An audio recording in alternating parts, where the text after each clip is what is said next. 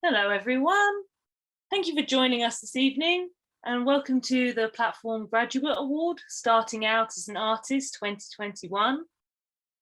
First of all, the Platform Graduate Award 2021 is a series of 3 solo exhibitions by selective BFA graduates from the University of Reading, Oxford Brookes University and the Ruskin School of Art, University of Oxford. So here we're going to be in conversation with our platform awardees. So we've got Fetine Sel Tuzel, Bevan Hill Will Griffiths, and Beth Simcock, who have all recently graduated and have just exhibited at Modern Art Oxford. So we're going to use this Q&A to discuss what it is like to be an early career artist in 2021 and graduating from art school. Then this should be hopefully helpful for art school graduates, people just about to graduate, non-art school graduates and early career artists as well. So we're going to be talking about what's it like to be an early career artist and also find out their plans for the future. So I'm just going to kind of give you a little bit of history to the award. So for those of you that may not know, the Platform Award is led by the South East Contemporary Visual Arts Network, so CVAN, showcasing emerging talent in the region. Platform enables emerging artist talent to further their practice and to exhibit within an arts organisation. So this year, the award was supported by 4 gallery partners. So we've got Aspects in Portsmouth, MK Gallery in Milton Keynes, Modern Art Oxford, and the Phoenix Art Space in Brighton. So the selective artists have exhibitions at each venue this autumn. So I'm your host for tonight. So my name is Kate Mahony. I am an artist and fine art lecturer at Oxford Brookes University, and I also work as an associate artist at Modern Art Oxford. So I also run the City Studio programme with creative learning for the past 3 years. So this evening should work by you. All of the audience are totally welcome to use the chat function. So write in any kind of questions that are coming up, any discussions that you want to kind of pursue later on in the conversation. My guess is the Q&A is going to be roughly about an hour, 45 minutes, and then we allow for some space for the audience to kind of ask in questions. So I'm going to let the artists introduce themselves a little bit more and their work a bit properly. So first off, I've got Fetine Sel Tuzel, who graduated from Reading University, and her exhibition Places and Faces 2021. So Fetine, would you like to share your screen, please? Yeah. So hi, Fetine Sel Tuzel, and my piece, Places and Faces, is a 2-channel video installation. So it is a psychogeographic exploration of cities and people. I am fascinated by connection between people and urban spaces. So my practice mainly considers psychogeography and the question of how do different places make us feel and behave. My practice intends to observe and question how these experiences in urban spaces can be so similar, yet so unique to one another. And the conflicts in Cyprus has been an enormous impact of my life, which is why I always find myself turning back to this historical issue. I am presenting this 2-channel video installation, and the intention behind was to be able to show the juxtapositions, the contrast and the harmony of urban spaces and how an individual or a stranger feel and behave in different environments. So thank you so much, Fetine. And I look forward to kind of picking your brains a little bit later on. So next we have got with us Bevan and Will, who are our artist duo from Oxford Brookes University. So Bevan Hill and Will Griffiths, and their exhibition Real Art for Real People. So would you like to share your screen and just tell us a little bit about your work? Yeah, no problem. Yeah, so our project is, well, as you said, Kate, it's real art for real people. It's basically a body of AI generated work. And the ideas that we deal with are sort of like a reevaluation of what it means to make art and what it means to be an artist. Using artificial intelligence, we've sort of offloaded the creative process to an AI in sort of a reversal of a lot of contemporary art makers' processes where they'd give their work to assistants to materially like realize the work. So we essentially like use the AI to generate concepts and like designs, and then the only role we have in that process is the material realization of it. So yeah, that's basically like where we're coming from. I think that part of it as well is sort of what it is to be an artist in the contemporary situation amidst a lot of technological developments like artificial intelligence, which can have the potential to supplant human creativity and the thought process that goes into making art, and also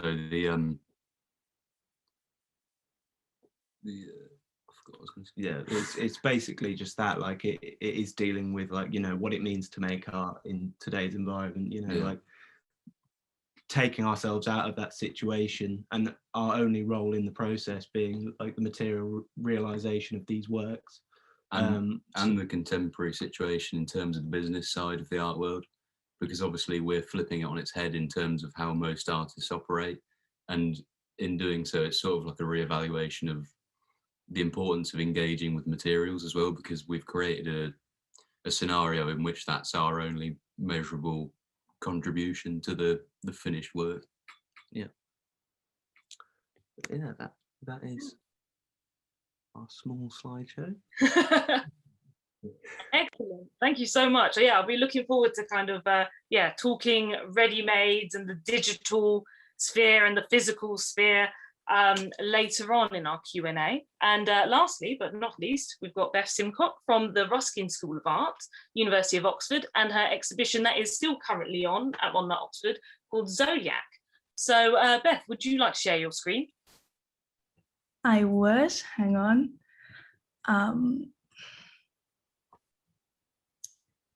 Here we go.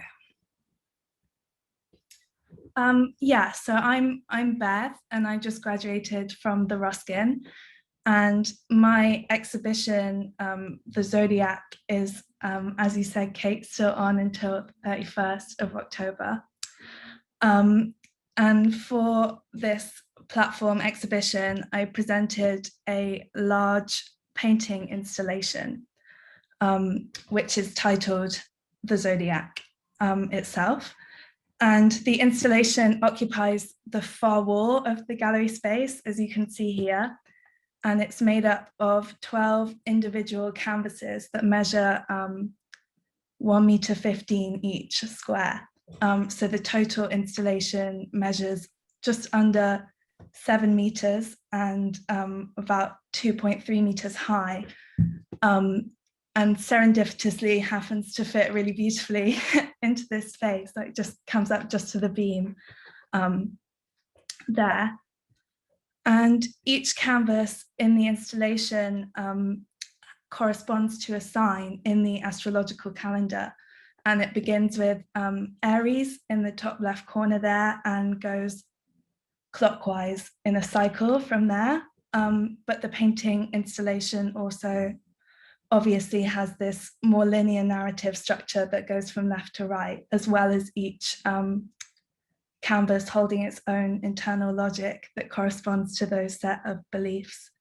And the exhibition also features a QR code on the wall that I worked with Modern Art Oxford to write a horoscope for their blog that can be accessed from the space if you scan this little QR here. And that's just on the right beside the painting. Yeah. Brilliant, thank you, Beth.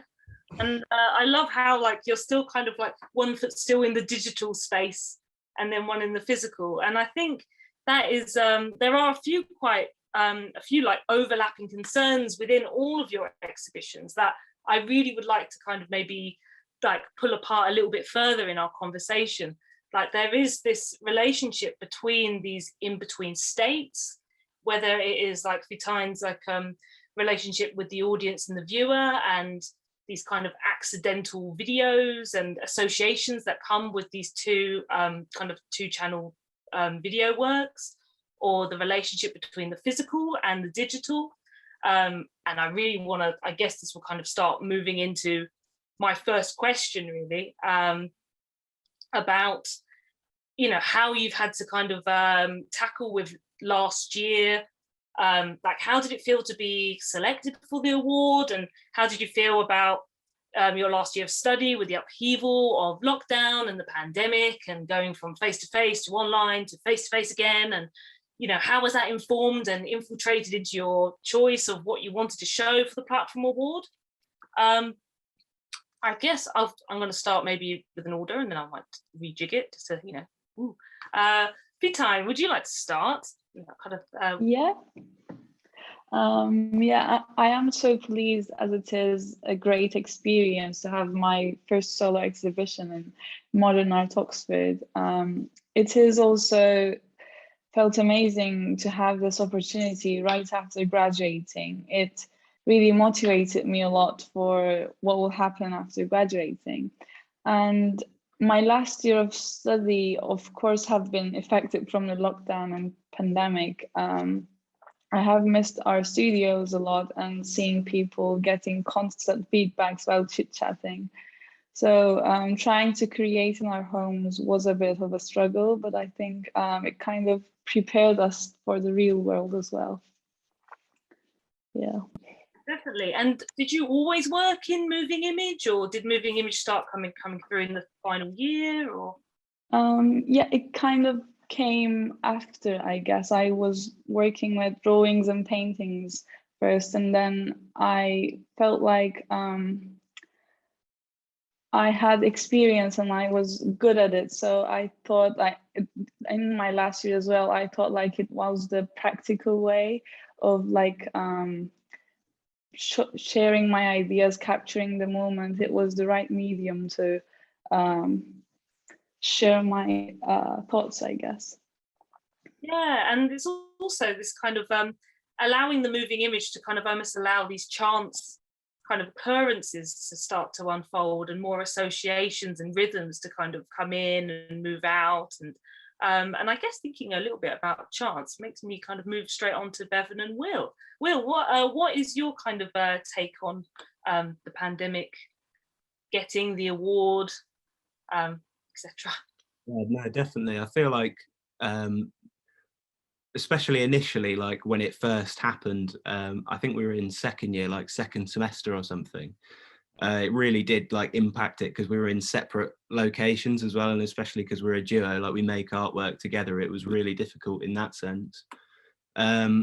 But I feel like, you know, when it started opening up a little bit and we were able to like come back together again, the work that we've sort of created is really like a response to that situation. Because in a sense, like removing ourselves from the creative process in the way that we have is like a byproduct of like the detachment we felt from like, you know, being removed from the studio environment. Yeah, being removed from like the studio environment and stuff. So like, I feel like it negatively impacted us at first, but we've adjusted, and I feel like it's like a very like timely piece because of like, you know, everything opening up a bit, you know, the idea of like re-engaging with materials and like creating stuff together again. It's been like really good, to be fair. And in terms of being selected for the Platform Award, obviously it's been like a complete honor. Like we didn't expect it at all, and it's really benefited us working with the gallery, the technical team, like with the social media side, like just working with Andy and Scott, like in terms of like and Sarah Mossop as well, like in terms of the actual curation of the space. It's been invaluable experience. But yeah, so yeah, we're really happy with where we are at the moment. Excellent. And like, I'm going to ask a bit of a nosy question, but how, as like an artist duo, did you find when you were in lockdown, what were your kind of like main modes of communication and collaboration? Yeah, so avenue? No, I'd say when it first happened, it was really difficult because we were separate. So like our main mode of communication was just like text and Facebook. Like we were basically just communicating over text. So the work we were making was very different to what we had planned originally, like because we started the semester and we were making like these installations together, and then when it all kicked off, like we were completely separate, and we were making very different work to what we usually do. So yeah, it affected it quite drastically in a sense, in that way. But then also when we got together again, like it's like double the urge to just start engaging and making with materials again. So like we were both just like, yes, come on, let's properly like engage with you know, painting and stuff that we hadn't even really done that much of before. Like in our time at university, it made us realize the stuff that we'd been missing from our practice quite a lot. Yeah, and when we were housebound, effectively, I think we gravitated towards digital media because it's sort of what you have at your convenience. We didn't really have a lot of space to work as well. So I think that, as Will said, when we started that semester, the first semester of the second year, when the first lockdown happened, we had been making installations that were, you know, we planned to fill whole rooms and things like that, but it's just the access to the space that was limited, and obviously materials and things like that. We sort of gravitated towards digital media because it's sort of easier to do when you're just in your house. And I think that that's fed into real art for real people as well, because obviously that sort of was affected by that in the first half of our third year. So there was like a duality there, wasn't there, from the fact that we were forced to sort of experiment with digital media, but then as well, when we eventually got together, we were, I think at first it took us, it caught us off guard and we had to adapt to it. But I think by the time it happened again, with real art for real people, we kind of like took control of it and used it to our advantage. Yeah. And we sort of poked fun at that situation as well by creating the scenario where everything is generated by technology.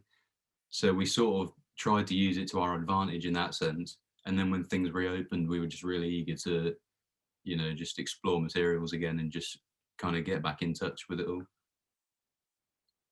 think it's quite interesting in a sense that the pandemic is almost, and lockdown kind of gave you an extra collaborator in a sense with the internet. You were like, okay, we've just gained another artist in a sense. It's a really nice kind of way to utilize and bounce back from these like these restrictions that you guys had to really work with. And Beth, I would like to hear, what are your thoughts on the question on the pandemic? Well, there's definitely, of course, like an element of what the others have mentioned of definitely at first it was almost like a survival mode type situation where you're suddenly without the studio and then having to find new and inventive ways to make work. But I found for me actually that once I got over that initial kind of shock of maybe not having like technicians at my disposal, etc., that in some ways it really changed and pushed my practice. And I would joke sort of about going into my artist's garret because I had to work outside in the garden. And in the winter months, that meant gloves and like a coat and going outside. But there was something about that that strangely worked. And from that, I started to go much bigger too. Because I thought if I'm learning to make stretchers by myself, I may as well go for the biggest size. And then I think when I finally got back into the studios, that was when I started working on the Zodiac piece. And I took that attitude with me very much and was like, what can I do with this space? And in the studio that I had, not what I was given, but I ended up taking down some walls and putting some beams up to support the work. I was in this like mezzanine space in the studio, and we were literally going with, originally I wanted them to be 120 squared, 1 meter 20. But one of the technicians pointed out to me that if I just shaved 5 centimeters off, they would just fit in floor to ceiling.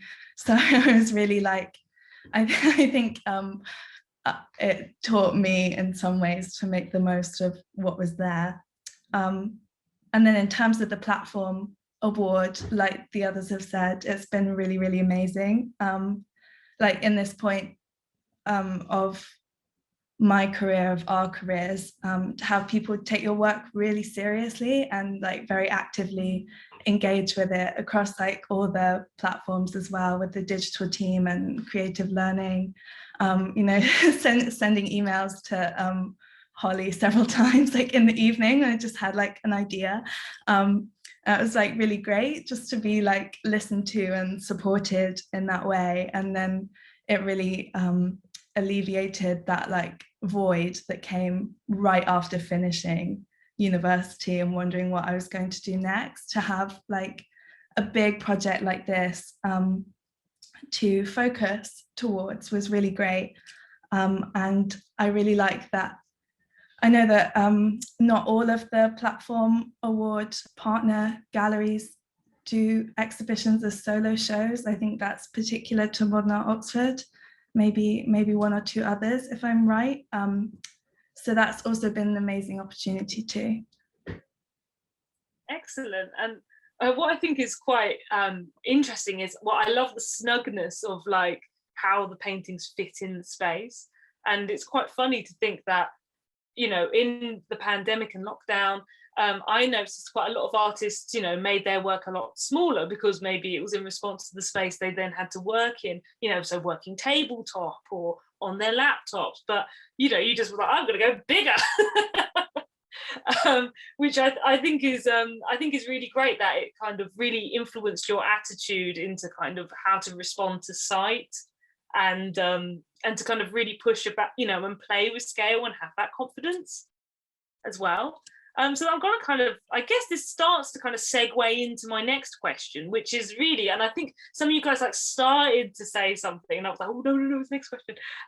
So how did your final degree show work? How did it differ from your platform exhibition?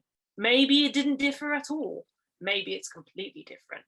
And also it might be really good to tell the audience, because I know, because I asked you earlier, you know, what was your kind of exhibition experience for your final degree show? Because I realized, like, I know, for instance, Oxford Brookes had a physical show, but it was closed to the public. So, and I know every different art school had a different idea. So if you could, you know, tell everyone that too, that'd be really good. So I'm going to go the other way. So I'm going to go Beth first. Just to, you know, shake it up. Beth, how did the work kind of change from your final degree show, or did it at all?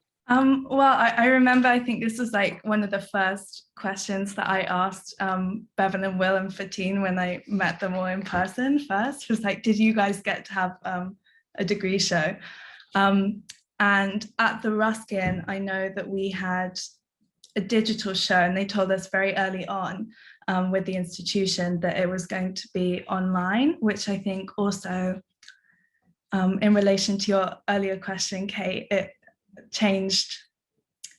I think that was almost the intention, was that knowing that the end result, if you want to think about the degree show that way, would be online, maybe change the way that people thought about how they were making work. And for that show, I did upload a kind of flattened digital version of my Zodiac piece.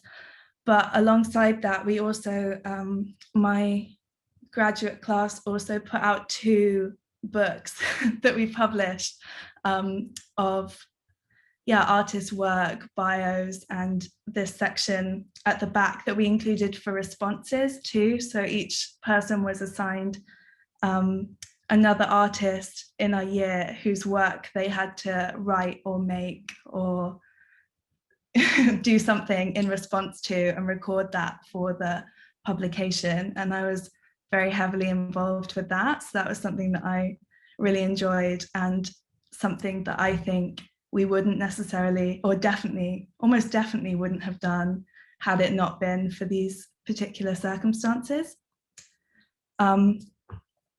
And a group of us also exhibited at Unit 1 Gallery in London. They put out an open call for graduates to submit a degree show.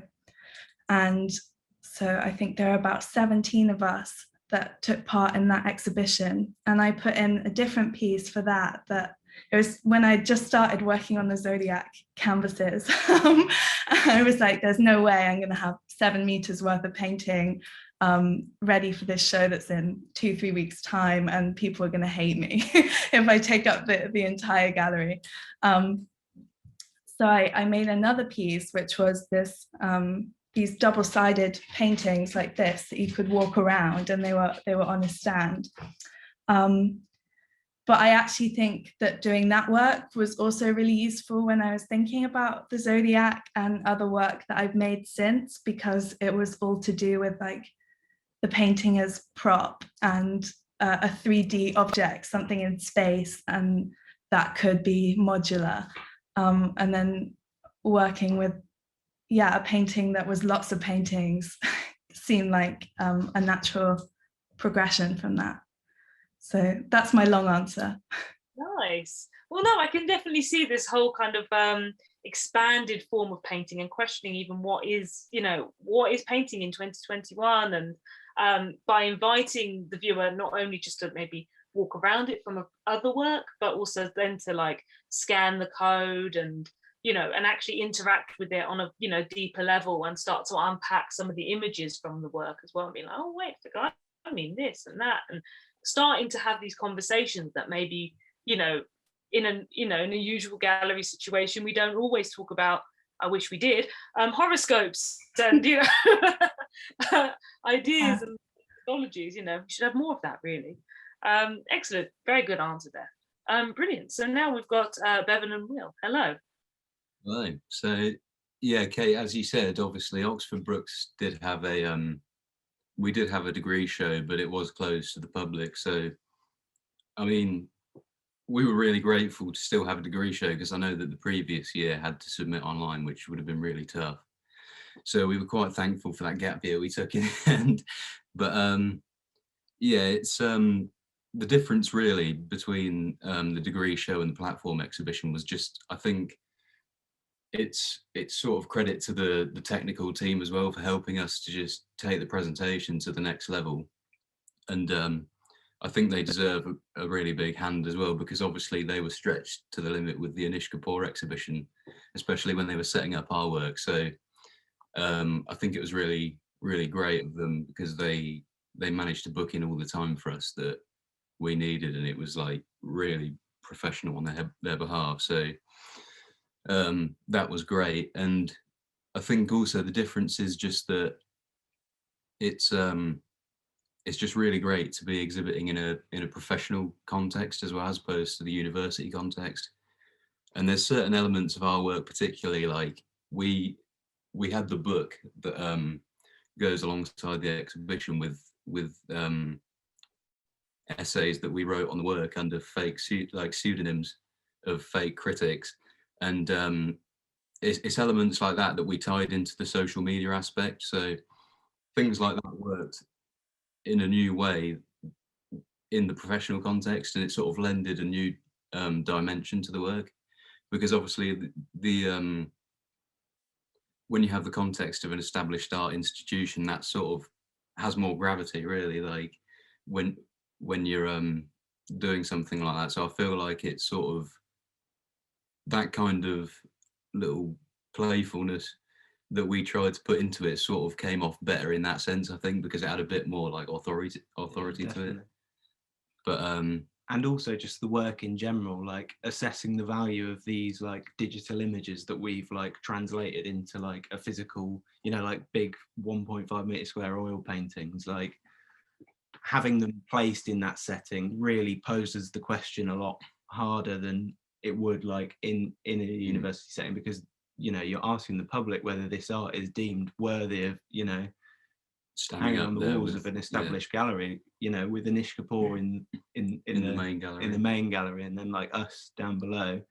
You know, it's really interesting, that relationship between, you know, the transition from the university context to the professional, I'd say. Yeah. And I think that Mal were obviously really, and the platform initiative as well, I think is just like a really great springboard for transitioning through that, you know, going from being a student to transitioning into like a professional setting. I think it is really great how it does help you to make that leap, and it makes it seem sort of more within arm's reach than it does as you leave university, I think. Yeah. So yeah, it's been really great. Oh, excellent. I mean, I'm so pleased the work got to be in the public realm, because your work really does need to be activated by the public. It's almost like another missing piece, like almost another collaborator in a sense, you know, quite greedy with your online and the public. So yeah, no, and I could definitely see like how it needed people to kind of walk around and really ruminate with it and add to it, and you know, watch the videos and the sculptures all interact as well. So yeah, it's definitely like it needed that puzzle piece, really, that activation and putting it in that live space. So yeah, very good answer. Excellent. And Fetine, hello Fetine. What is your you know, did anything change? What was your experience of showing your final, you know, your final degree show? Yeah, so I am so glad that we had the chance to have a degree show. We didn't have a graduation event, but it really became a closure for us. We also had a live streaming event, but the fact that we had the chance to invite our friends and family to the degree show was a good end. And in terms of my piece, I have exhibited my piece almost exactly the same way in our degree show, actually. And the space I have exhibited my piece during the degree show was our AV room. So that space was a lot darker than the creative space at Modern Art Oxford, but I think both spaces gave the audience the experience to observe places and faces closer. Yeah, definitely. And like your work got to be exhibited at the same time as the opening of Anish Kapoor. Yeah. So it was really lovely to kind of see people kind of entering and exiting the space, and really kind of taking time to see those kind of visual connections, those sound connections that were kind of happening between the two places, and how nature kind of interacts with architecture and like vice versa. Really, I think it's a really successful piece, and it was just, again, it needed that kind of activation of people to sit there, and I really enjoyed watching people like pointing and be like, oh wait, it's like this, and starting to kind of emerge from the work as well. So it just needs that extra puzzle piece, doesn't it? Just like, yeah. And it was a 8-minute long video, so some people ended up drawing some of the scenes as well on the feedback book, so it was all really interesting. Oh, excellent. So it's already starting to kind of feed back into, you know, maybe potential, you know, new like drawing works next. Yeah.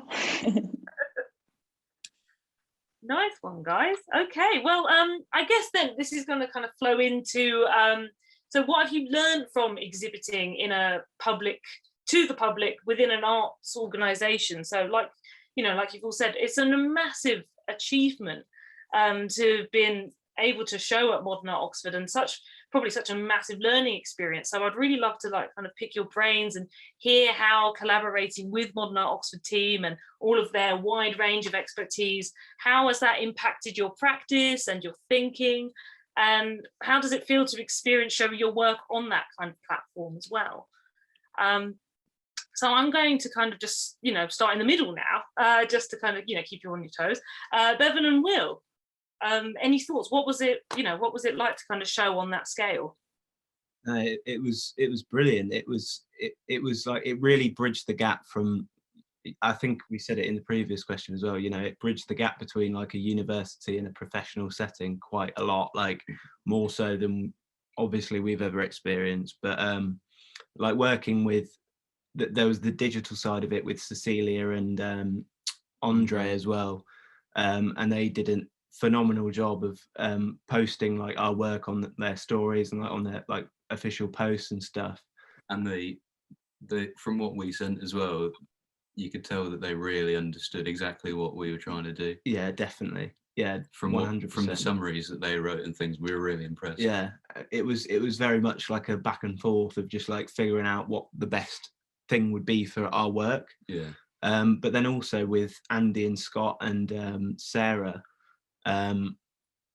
showing the work in a different space is like quite a big thing as well. Like obviously, like regardless of what the work actually is, like to make sure that the lighting and things like subtle things like that are like, like on the button. Like it was amazing. Like they were very like knowledgeable, and it was really interesting to gain that experience. But also I feel like taking that forward in terms of our practice and how that's impacted our practice, I think that we're a lot more aware now of I think if we were to make new work, we'd think a lot more about how it was to be presented in like a public setting, because I feel like at university, like you do think about that and how it's going to be received by people, but when you see people walking around like discussing your work and stuff, it really like it's been like a really important. It makes you consider the audience a lot more as well. And I'd say as well, it's as Beth said, I think that the Mao team as well I think the most important part of it really is just that they take it really seriously. Yeah. It's like at university, it feels like a bit of a trial run in a sense. And then because, you feel like you can make mistakes, it's a learning curve. And I think the great thing about Mao is that it eases you into that professional setting, because they're really serious about your work and how it's going to be presented, and I think that's really good. Yeah, and also just seeing Fetine and Beth's work as well in the same space, like it makes you like very aware of like how different types of work can be presented in a space. Like you get taught this stuff at university, but it's very different actually seeing it firsthand, like manifest in a gallery setting. Yeah, definitely. You have to kind of go through that element of like translation into kind of the actual gallery space, and in a sense when you come out of university and you start kind of collaborating with galleries, and it really is at that kind of to and fro. It's not just I've got an idea and here's the room, off I go. It's very much about, okay, how can I be responsive to the site? How can the work or the concepts be refined so it's in line with maybe the ideas of the institution, or in line with other shows that are happening, or any kind of threads of thought. So you start to kind of have conversations with the curators, and and they might help you frame the work in a different way that maybe a lecturer or one of your peers might do that as well. So I mean, it's a massive achievement to be showing at that level already. And also I wonder, because you work so much with the digital realm, and you did find maybe more collaborators within working with Modern Art Oxford as well, all the people, how did you find did you utilize Modern Art Oxford's platforms or online platforms at all, Instagram and any of their kind of things as well, to kind of advertise the work? Yeah, I feel like one of the main things that really fit with the piece, because obviously we had those essays in the book that we presented under like fake pseudonyms, but it really brought like a new dynamic to the piece, having the essays like published on the online platform. Like I feel like it made it a lot more open in that sense, you know, because you don't actually have to go to the exhibition to like read about the work and stuff. Like you can like find out more about it in this online platform, and it's also quite funny in that sense as well, because it's like this dichotomy between like the digital and the real again. Like we've fabricated these like art critics and like been quite self-reflexive like on our own work, but like having it in the digital as well, like really I feel like it plays into it like even more, to be fair, like in quite a funny way. Like it's quite playful in that sense,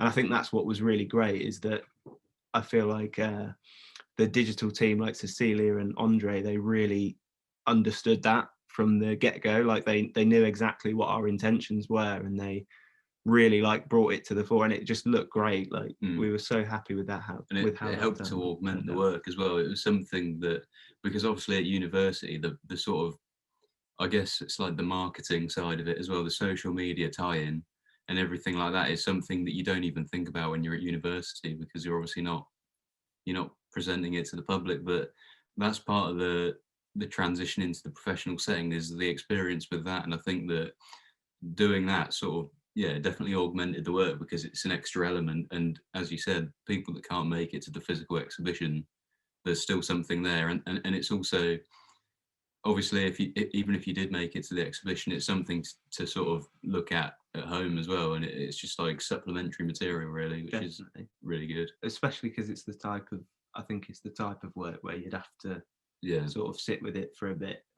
But yeah, no, it's been great though. Like it's helped us see our own work in a new light, which is, I think that's the most important thing. Like, you know, taking forward, like we've really like seen our, like there's developments that we've gauged from what we've done at Modern Art Oxford that will take our practice in a new direction. Like it's been really good. Excellent. And I love the way that, you know, how you've kind of created this like self-generating artwork, that it kind of like it starts to absorb and eat and kind of like produce more and more and more, and how like you're using even just the platforms that you show in now, you're starting to kind of engulf their ways of working or their ways of showing, or the institution, you know, and you've kind of spit that out again. So it's like the machine. I think no, it's very, I think honestly, like more so than the actual objects that we've shown, like the process is the key, really. Like you could show the work a million times under the same name and it just be like different, you know, everything. Like the most important thing is just that, like the process of unloading everything onto this like AI. Because that's what we always said as well, really, when the products of the artificial intelligence are kind of throwaway, because you could just generate another one. And we accidentally deleted a couple of the paintings, like, but we just generated more and it doesn't even matter.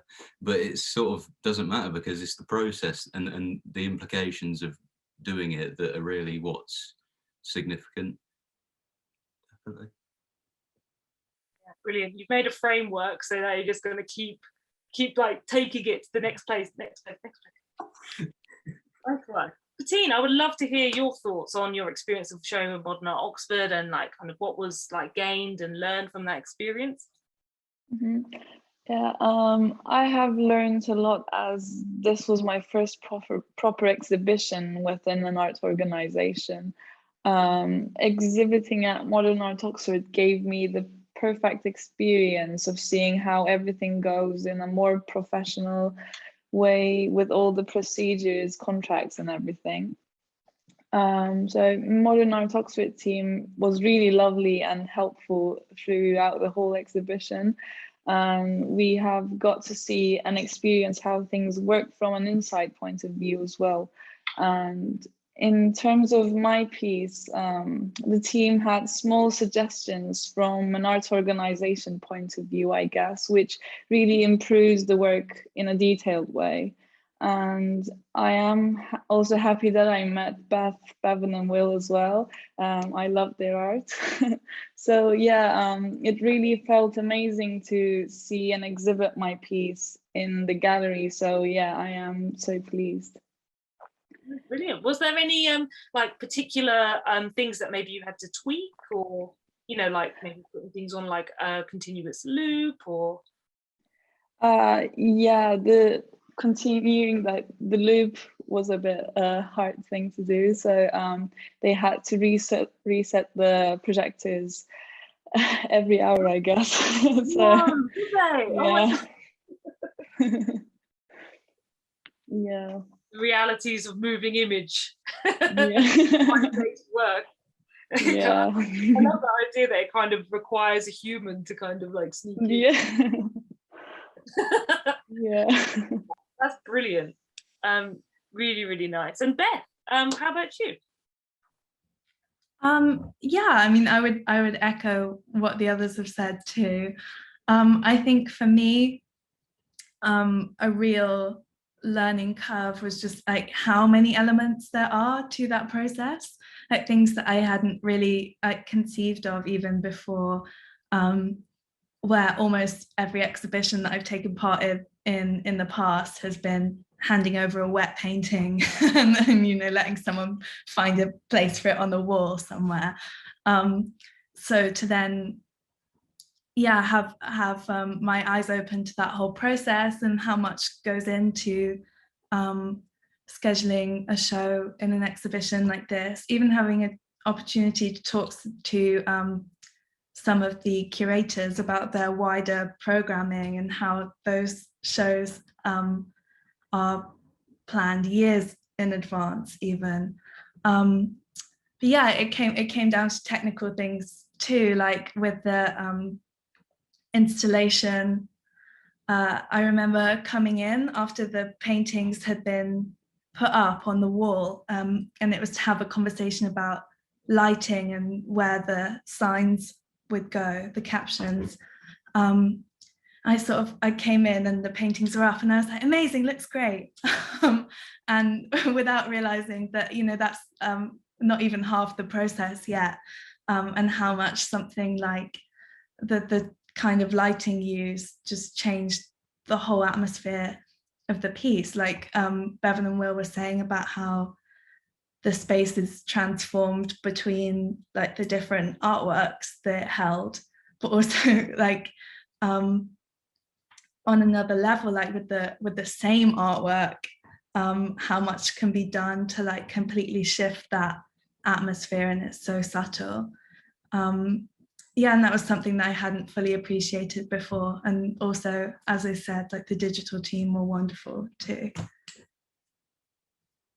No, that's excellent. I love how you mentioned like working with like the curators or talking to like creative learning. I think what can be so valuable about working with an art institution is just starting to really demystify, how these things work within, like who makes the decisions, how do things get put together. And you're totally right, Beth, it's like quite mind-blowing that some of these shows are like years in advance. So it's just trying to think about how, can you start kind of maybe aligning yourself with, galleries or events or things to apply for in the future that you're starting to kind of, that you have to start kind of planning almost ahead as well. It's that's so brilliant and really, really great. Really great insight there. So really now what I kind of want to know is, so knowing everything that you know now from exhibiting your work through the Platform Award, what advice would you give to any upcoming graduates or early career artists who want to present their work now? So, what would your kind of key advice be to kind of to young artists? So, Fetine, would you like to go first? Yeah, so I guess I would suggest them to be confident of their work while working on it and while presenting it. I mean, trusting yourself and your art is a big step. You should like your own art before anyone else, I guess. And I think that was my first step. I was really confident. I was like, I am proud of my work. So I guess, yeah. I love that. Yeah, like, you know, you've got to like it. Yeah. And that sometimes can be a real struggle. Yeah. No, at first I really hated it. Like while working on it, I was like, I don't really want this piece to be a boring piece, because I have worked of it a lot, because I have been on my laptop like hours and hours, and I was like, this is a boring video. And I was like, I need to stop thinking like this. So I was like, okay, I like my video. So how long did it take for you to kind of complete the whole edit? Because I guess, did you have to go back to Cyprus to get the footage, or how did that work?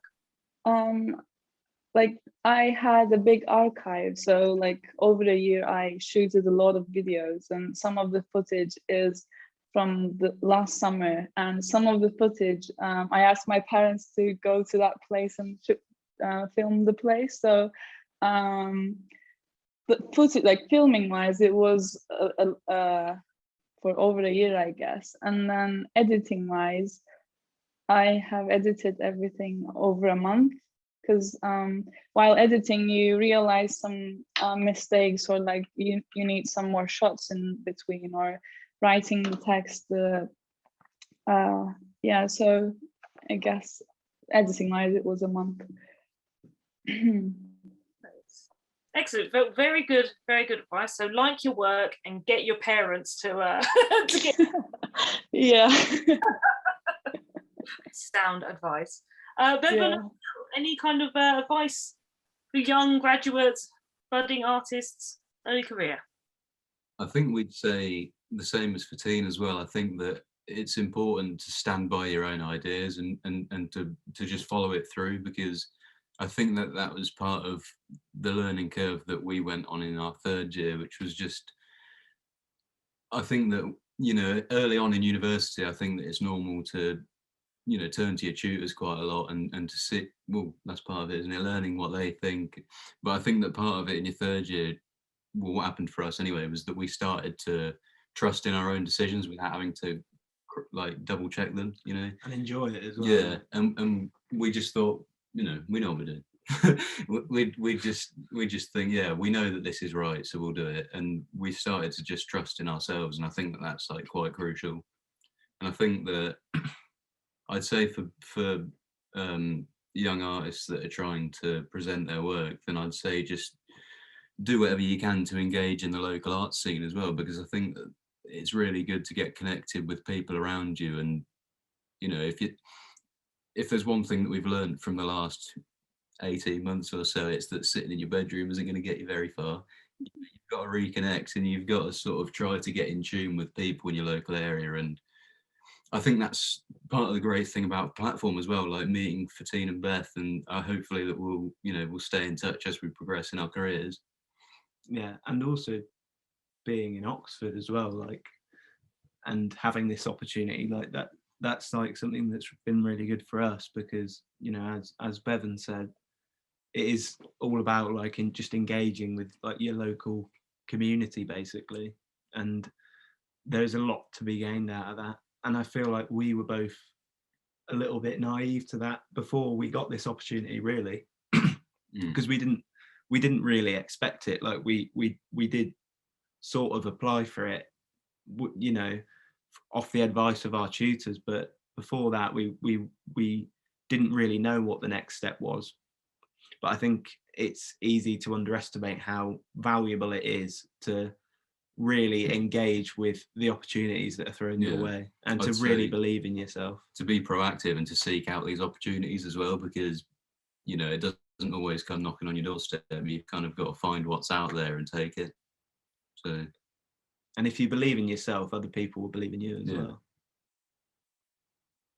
Exactly, that's very good advice. I love that. So like, kind of, you know, trust yourself, and engage in your community, or find your people ultimately, because, you know, it's going to be like recent graduates and your peers that are, you know, you're all out in the world now. So, you know, if things don't happen straight away and you're applying for things, make things happen as well. Start, find spaces to exhibit and, let people know over social media and spread the word and, go and see other people's work and have those exchanges. I remember when we were in second year, we had a professional practice module, and I remember you did a lecture as well, Kate, and that's the thing that, like, I remember it was just about, because I remember you were saying that you were in London and you were doing like your band stuff with Raynham Sheds, and I remember you said, like, and the performance pieces from the garage. Yeah, the most important thing is to just really engage and create these like new collectives with other definitely. artists. Stay in touch with people in your cohort at university as well, I'd say. Yeah, definitely. Because you can all help each other along. I think, we did sort of keep ourselves to ourselves a lot, but I feel like we probably would have gained more from having sort of interacted with people a bit more. Yeah. It's partly the pandemic, but also partly, But yeah, it's good to get out there and just try to help each other along as well, I'd say. Definitely. Yeah, excellent. Oh, I'm so pleased that you remember that. And yeah, just to give, I guess, anyone some context, when I left my BA a million years ago in 2012 from Goldsmiths University, I started up a garage in Bethnal Green with Aaron Williamson and Jordan McKenzie, and I started a series called Looper for 2 years, where I invited a whole bunch of performance artists to try out stuff for 1 hour.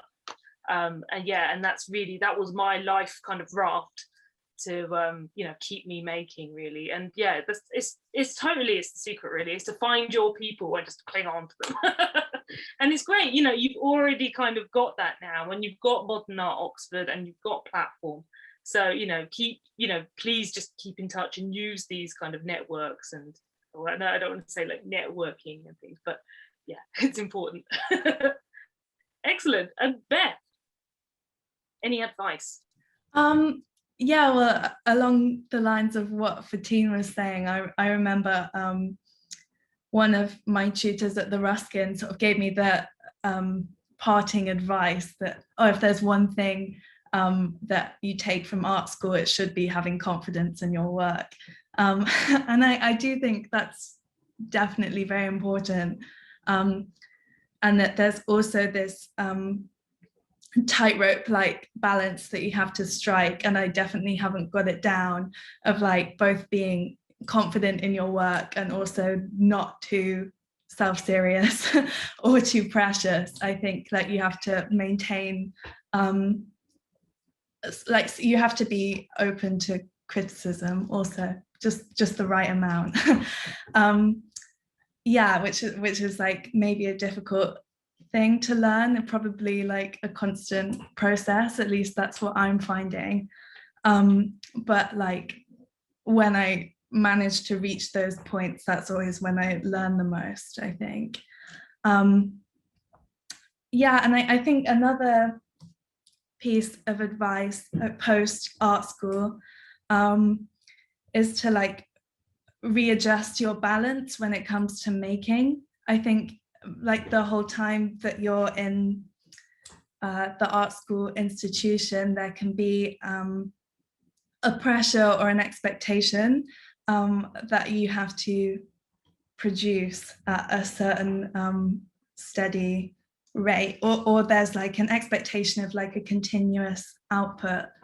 And in my experience, that's like my limited experience, that's not necessarily what life is like post art school. So I think that's an important thing to bear in mind too.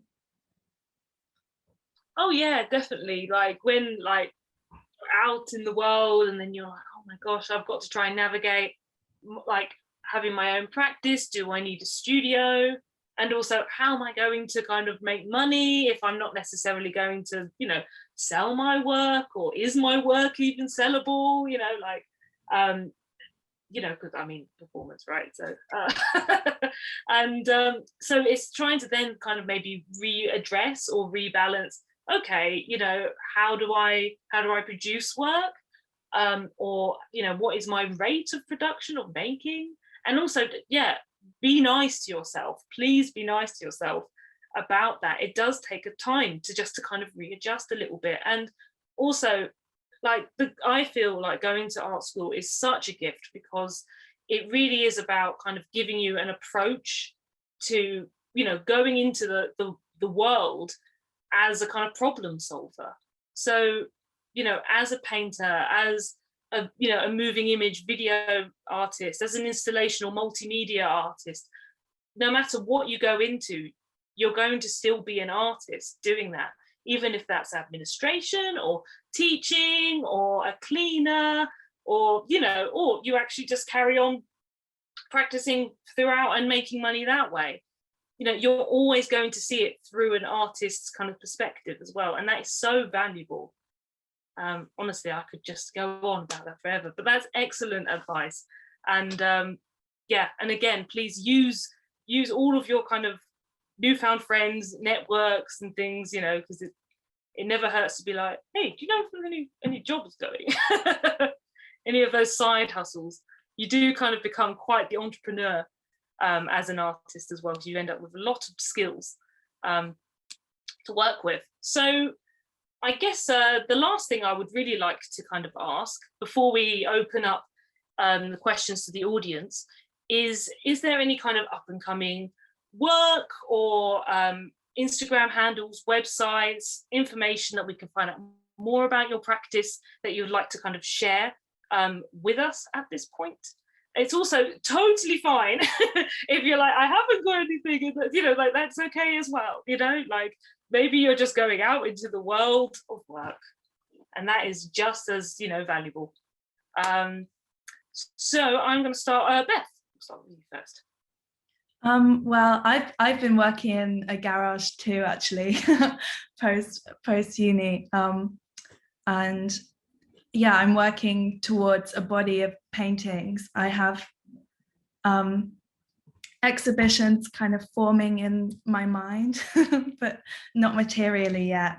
But that's kind of, my canvas stretches are getting progressively less wonky. And I'm still pushing scale as much as my space will allow, or as long as the timbers that I can buy from Homebase are. I have a website, which is www.bethsimcock.co.uk, and Instagram, which is @beth.simcock, and I will put them in the little chat here so people can see those. And that's where I post my most recent work and projects there too. Excellent. I also did see you were on the cover of a magazine, your paintings. I was recently, there's a magazine called Artists and Illustrators, and every year they run an annual student edition. And this year I had a painting on the cover and also an interview, and it's free to read on their website if anyone's interested in that. That's very cool. That is quite amazing to already be like on the front of a magazine. Thank you. Really excellent, Beth. Fetine, would you like to share anything that you're kind of up to, or any handles or anything? I am currently still at the creation process. I don't have any new artworks yet, still working on my ideas. And I am also experimenting with different mediums now, as I have been so digital through this time. So no new artworks yet, but you can find my work on my Instagram account, which is @Sel Tuzel art. I will also share it on the chat.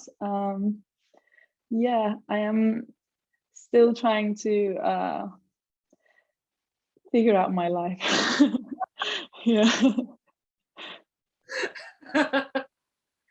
Oh my goodness, that never changes, Yeah.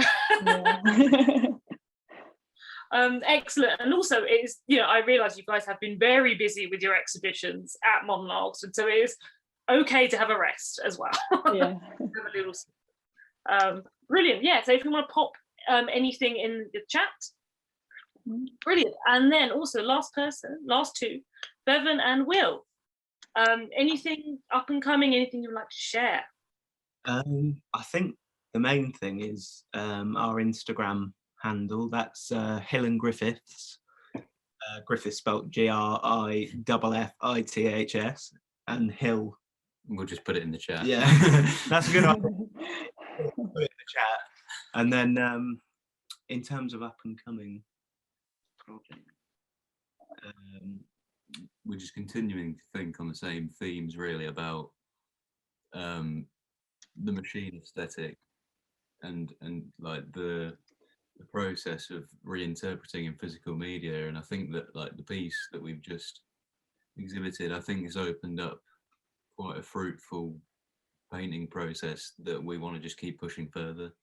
So I think that that's just what we'll continue to do in the future. Yeah, we'd never really painted before this piece, so I think that we've sort of unlocked something in ourselves that we're really interested in pushing forwards. I think we're interested in like thermographic imaging and stuff at the moment, just like other sort of technologies that also push that, I mean, conceptually push that idea of Machine ways of seeing, yeah.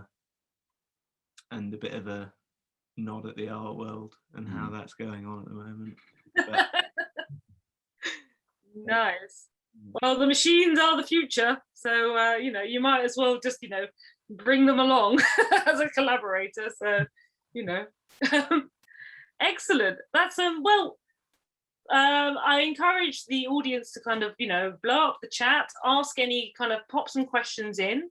I would really like just to take this opportunity to just say a massive congratulations to all three of you. It's such an incredible exhibitions, all completely different, and yet kind of like lots of kind of connecting themes and inquiries, but really like mature and experimental and risk-taking shows. So massive well done. It's such a big achievement. Also, I want to say thank you to Platform and Modern Oxford and the team for putting on this event and inviting me, hopefully to that I've kind of done you all justice and made a little bit of sense. Is there any questions in the chat that we can kind of throw out to our artists? Is there anything? Please don't be shy. I know that the sound won't work, like you won't be able to speak it, so you have to type it. Now, I'm just double checking the chat. I think I can see questions. Well, I'll let. Oh, yes. Waiting, I'll just say thanks, Kate, for leading a great discussion. You've been brilliant as well. Thank you. Yeah, thank you, Kate. Thank you so much. Is there anything you'd like to add while Sarah's just asked, what are you hoping to do next? Dean, what would you like to do?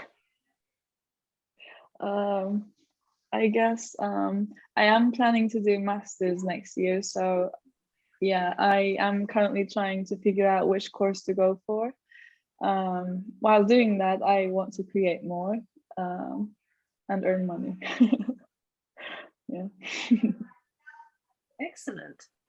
That's very good. Yeah, if you wanna pick mine or anyone else's brains, afterwards about MAs and things, please feel free. Bevan and Will, what are you planning to do next? I think that, especially after, I think when we finished our degree, and especially now having shown at Modern Art Oxford, I think we're both feeling like the best way forward for us two would be to just carry on making work and trying to like feel out the public sphere basically, and like presenting our work in more galleries and just to carry on making work. We'll probably carry on pushing the threads that we've sort of unraveled from our current exploration, because I think there's a lot of potential there.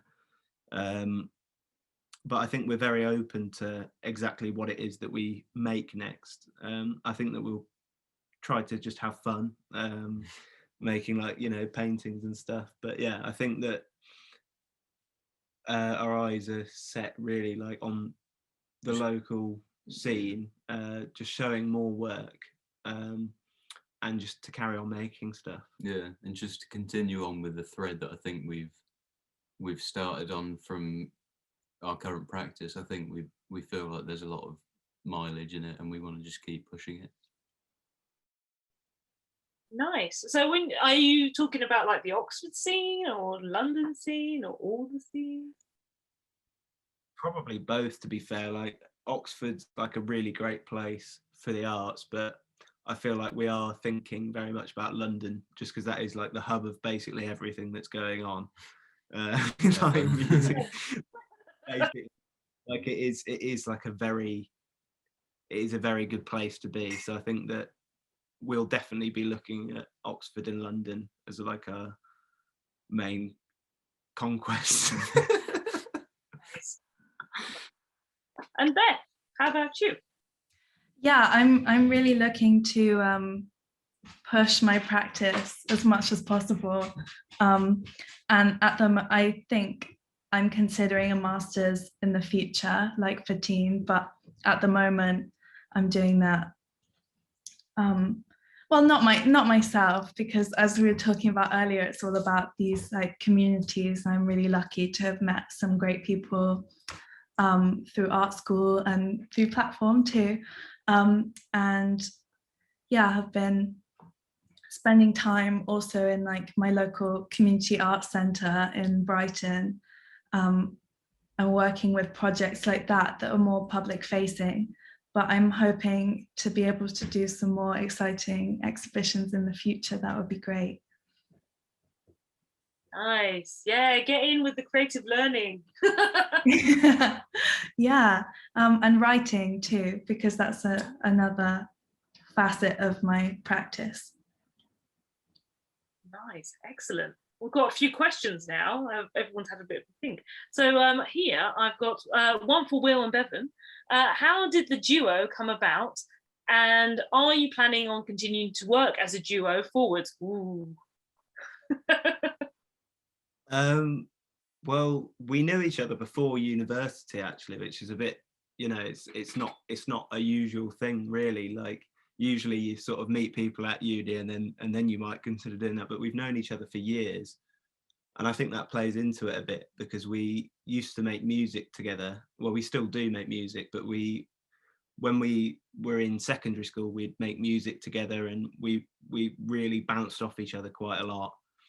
And then we both wanted to do art, and initially at university we were separate, like we were doing separate works, but then in the end of like first year moving onwards, we just managed to hash out like a really good working relationship. Like I feel like we both enjoy it a lot more together, because like the conversations we have just really like engage us. Like having another person is really beneficial in that sense, because it really like makes you think about your own thoughts and how you can contribute to something bigger than just yourself as well. Like it's really, yeah, you know, that's how it sort of came about. And I feel like we'll definitely be doing it in the future. Like I can't see us doing it separately, to be honest.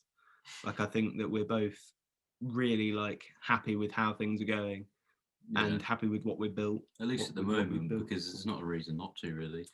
But I know that everyone's different in how they work as well, but like for us, it feels as though we sort of bring out the best in each other as well. I don't know, it feels like we work best by bouncing ideas off each other, and just sort of, you know, just through our discussions we kind of just touch on all the concepts and just sort of bring something together. And I think that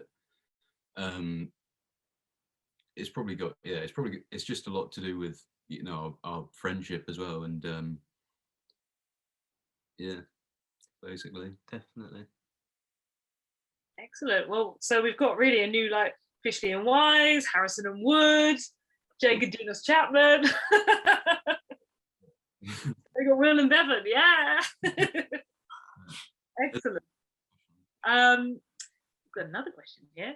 Wonder what you see as your future careers. You are also talented, and it must be difficult to see the way forward from here. This is from Barbara Simcock. I wonder if she is of a relation to Beth. Beth, would you like to answer that one, Beth? She is. Hello. I am an artist. I would like to continue being. And if I could make that the only thing, well, in my day-to-day life, I'd be very happy with that.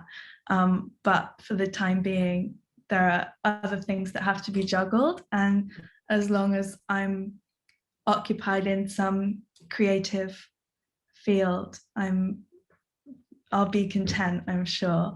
But yeah, the art is and will be my primary focus in whatever form that takes. I don't see that changing.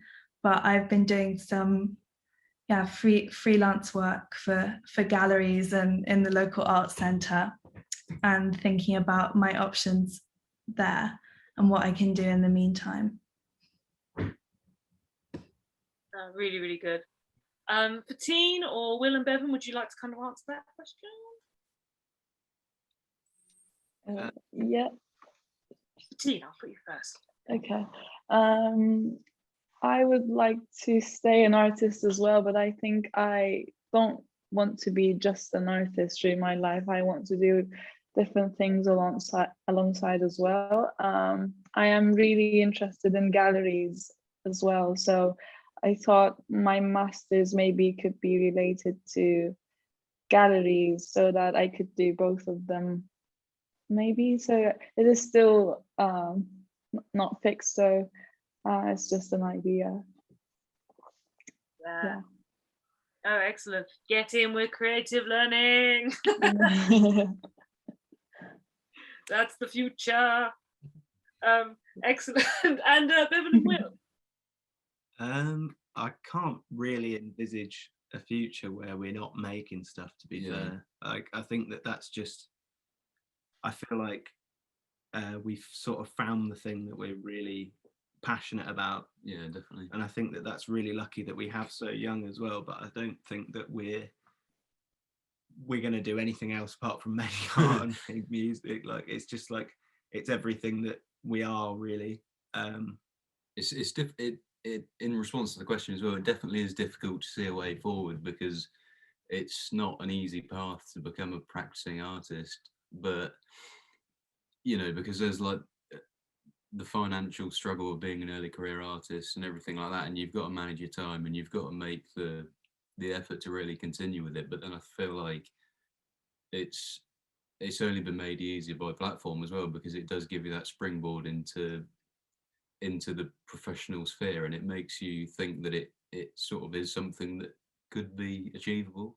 Like when you leave university, I feel like it's easy to feel lost and I want to be a practicing artist, but it seems like you feel a bit silly to say it, but I think that the brilliant thing about the platform award is that it gives you that platform to exhibit your work in the public space, and to feel as though it's not so daunting. Yeah, it's not so daunting and unachievable to actually make a career in some capacity in the arts. And that's just what we want to do, really. Just keep pushing. Well, I mean, if it helps anyone, the first job I had straight out of Goldsmiths was I was selling lemonade on Borough Street Market. So I was literally like the HSBC girl in the advert, selling lemonade. I was on the lemonade. I mean, I think it all does feed back though, doesn't it? Kind of like whatever else you do. Like what Kate was saying earlier, whatever you end up doing, you're always coming at it as an artist, and there is always that element of whatever other life experience you have or what is thrown at you will just be processed through that machine somehow anyway. I don't know, it feels that way at least. Exactly, it just becomes a performance, right? You know. Yeah. Oh, okay, right. So this is probably the last question. So we've got, you and your peers have all had to get used to showing and collaborating digitally. Are you going to carry on doing that? Or now that you have exhibited physically, will you be looking at physical IRL, in real life collaboration rather than Zoom? Or are you benefiting from being able to collab over Wi-Fi? So, I'm going to start with, oh my God, there's more questions. The chat is blowing up. Shall I put that to Bevan and... Oh, sorry, I was just going to say there are some in the Q&A as well. That... Oh, what? I'm thinking in the wrong... Yeah. Let's go to... Shall we go to working online, digital collab, Bevan and Will?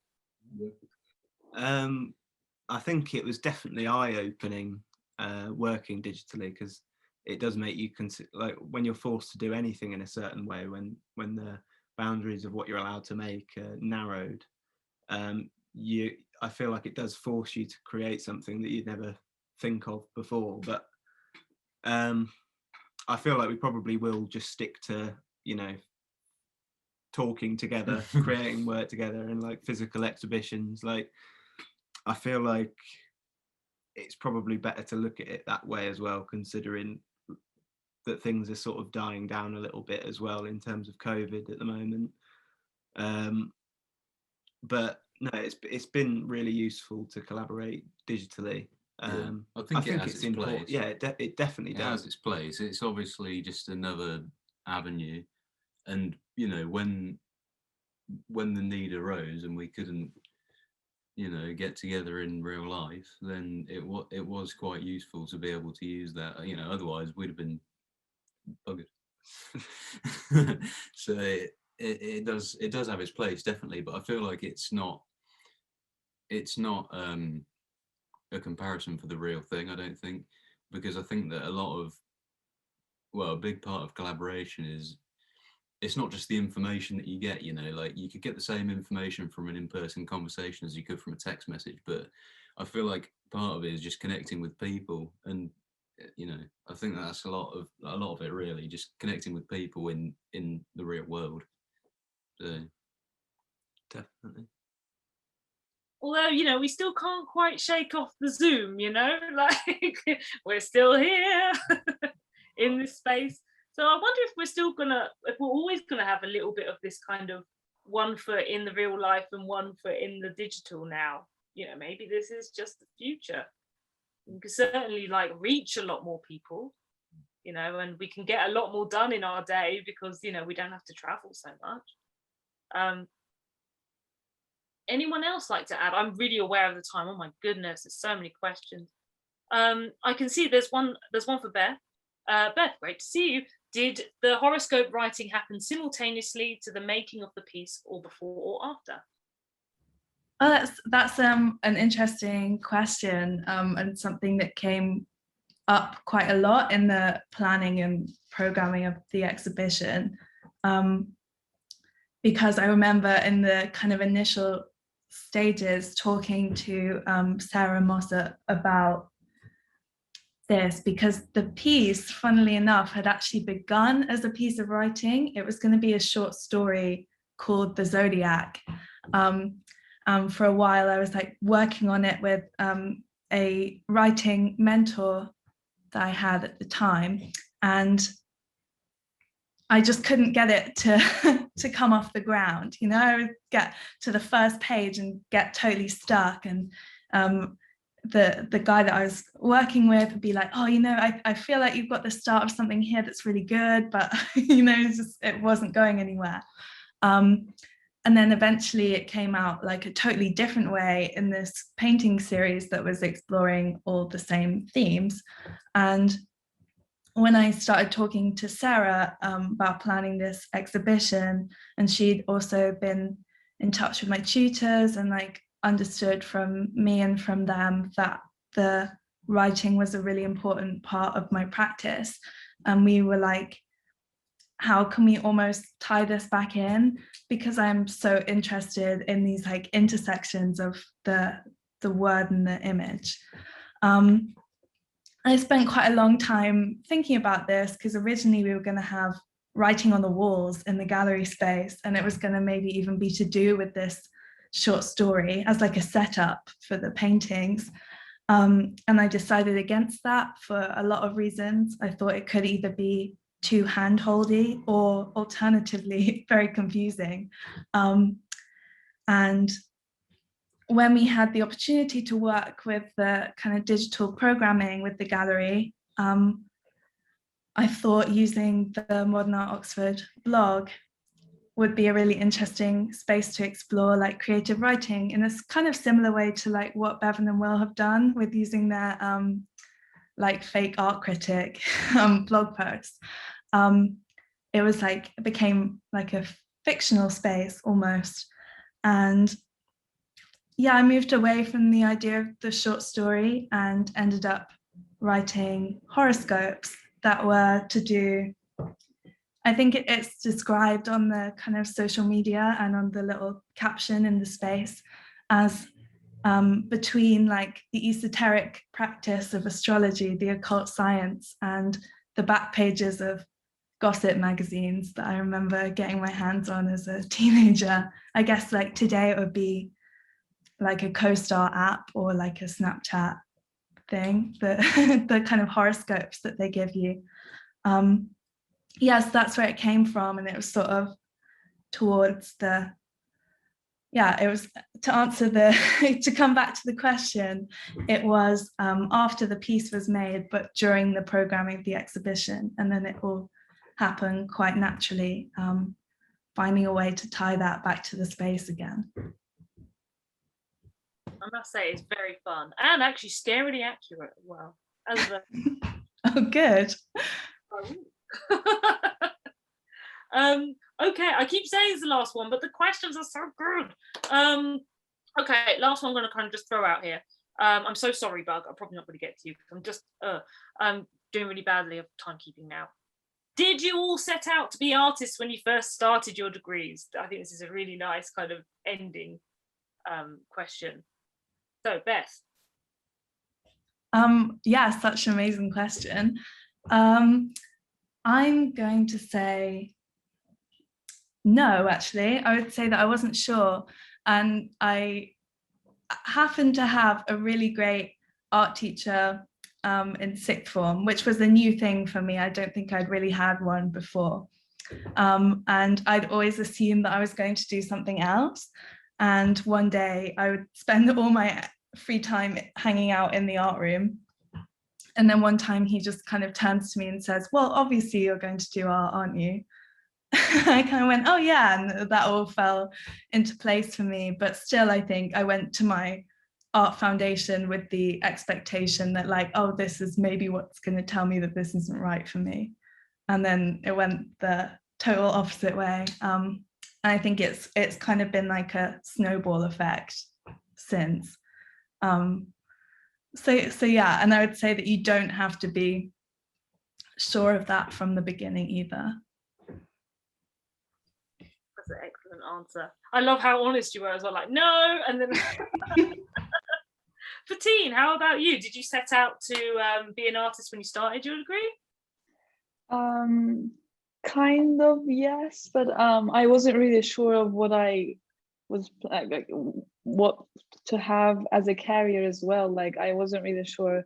I didn't really have a future plan. So I really enjoyed art, creating art, and I really wanted to be an artist, but I was keeping options open as well, like maybe staying in academia or I don't know. It was just an open idea, I guess. But then after the degree, I guess like during the lectures or getting to know our lecturers, tutors and everything, they just the art world really seemed more and more interesting during the degree. So I guess, yeah. I think that's great. And like, you know, I totally understand that whole kind of anxiety of like, what am I going to do as a career? But honestly, I think everyone should go to art school, because it is just, you know, just to kind of get that new perspective on life, and, you know, Yeah. and everything then becomes what it's a, you know, it's a blessing and curse. Everything becomes potential material for work. And work forever. Make, you know, thinking about everything. And Bevan and Will, summarize. Did you set out to be artists when you first started your degree? I don't think we did. No, not really. We had a clue what we were doing, to be fair. Yeah, I think we'd have liked to do it, but we were both interested in art. But I think for us, like, we knew that university would just be 3 years to just have a think about the universe and everything. Like, yeah, we wanted to just take that time out of from life, just to think about things and just to develop ourselves. And I think that it naturally just came about that we just really enjoyed doing it. And I think that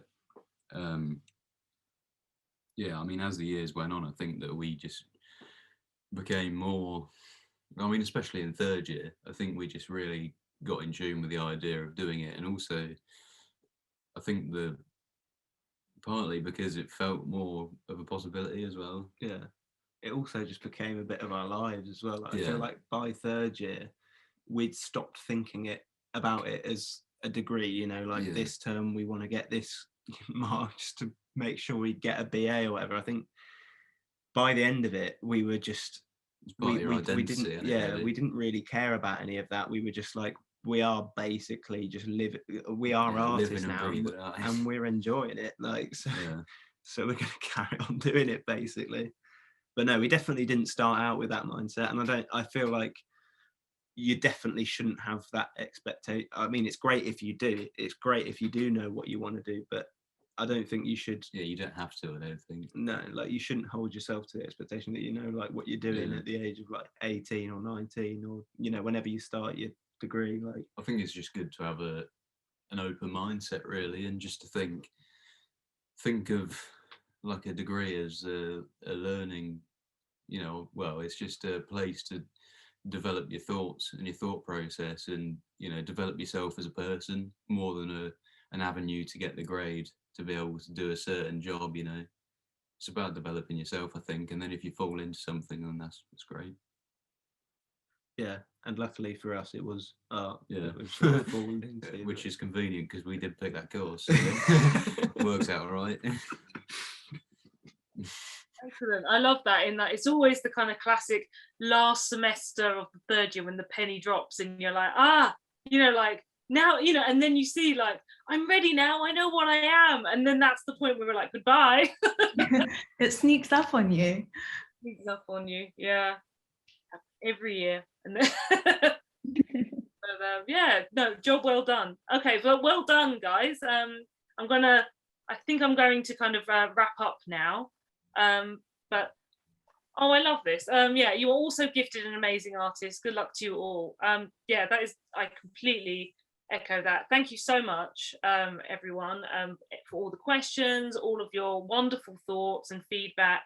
And I really hope that, you know, people find that really useful to think about, and I hope it's given other people confidence and hope, you know, to show and try and experiment and explore. So with that, I'm going to say good night. I think, yeah, good night, everyone. Do you want to wave at the camera? It's just going to be me, isn't it? Just waving. Jazz hands. Jazz hands. All right. Thank you, guys. Goodbye. Bye. Bye. Thank you. Thank you.